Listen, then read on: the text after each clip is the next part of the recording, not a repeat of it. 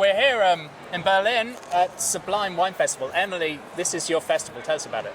Yeah, so today we're at a place called Napoleon Complex in the district of Friedrichshain. There's 78 winemakers from all over the globe, which is pretty exciting. Rolling talks, DJs, food trucks, lots of good things. Yeah, and we've been tasting a bit. Doug, what's your impression so far? Diversity. I mean, this is basically a natural wine fair and celebrating authentic, artisan winemakers doing their thing, usually with local grape varieties, making wines with minimal intervention. And the first impression I get is they're really tasty. You know, they're drinkable wines. You know, and some are quite complex, but you know that's a sort of byproduct of authenticity. Yeah. What do you think? I find it's like when I come to festivals like this, I feel really comfortable and at home. First of all, the people pouring, these are almost always people who are heavily involved in what they do. They care about what they do. It's almost like, for them, wine growing is like a vocation. It's something that they do. They make money out of it, but they're not primarily doing this to become rich. It's something they feel they have to do. And then when you taste that in the wines, because these are wines that are made with purpose and intention.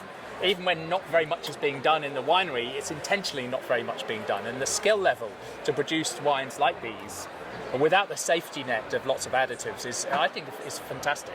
It's a labour of love as well. I mean, imagine you see through a process from the farming, the planting of the vineyard perhaps, the farming, and then the winemaking. That's like a whole thing. So it's like your baby in the end, and each vintage is like giving birth to something new and beautiful, and you have to stand by whatever you've done.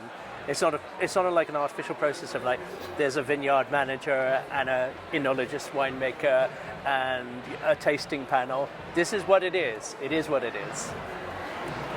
So, I mean, I don't really know if we can add anything else to that. That's kind of I think we perfect. could maybe just to say that the wine ecosystem needs all the different players. You know, there's a place for big companies, there's a place for the fancy fine wine people making wines that sell for thousands of euros a bottle.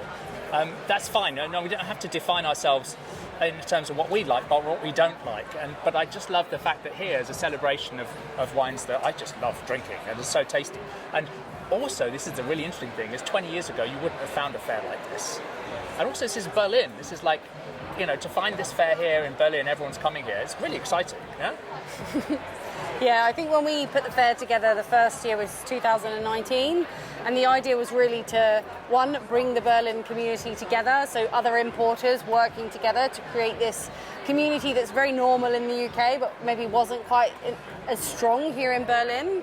But then also, like, open it up to the public so that the everyday person gets to taste these wines and maybe think a little bit differently about the kind of wines that they are consuming on a regular basis, and be connected to the producer to then have hopefully a positive impact. That I think when you have this connection to the person that's connected to the land, to then taste that wine that's come from that, is a very special thing. And to be able to transport that to people who usually don't get access to that, because we're really lucky, that's our everyday, but it's not for so many people, and that's what's really cool about this event. And you're right, it's not, when you come here, you're not tasting a product with a price point, you're tasting a person and a place. Yeah. And the producers are communicating that to sort of like punters who may not realise that there's a wonderful backstory. And I think that you're bound to come out of here with an education, not like a sort of Ponzi education, can I say that? Not a very formal education, but an education of like almost like the spirit of wine. So it's about reinforcing that this is a friendly wine community, and that we all come together for fairs like this when we can. Yeah, and the human scale of this is nice. It's just a good scale. There's like 80 producers. That's really cool. That's just there's plenty. You're not going to get bored. You're not going to run out of things to try. But at the same time, you don't feel overwhelmed by what you're missing out on. Too true. Yeah. And we're also going to be recording an episode of the podcast in about an hour, live here at the fair, which I think should be a nice dynamic. So it's the first time we've done a live podcast. So yeah, looking forward to that. Well, I think we should get tasting. Yeah, let's do it. Yeah, that's it. Okay. It's after the river. It's going through the Austria. The Danube, yeah. Then 10 months in Oldenburg. think, so far.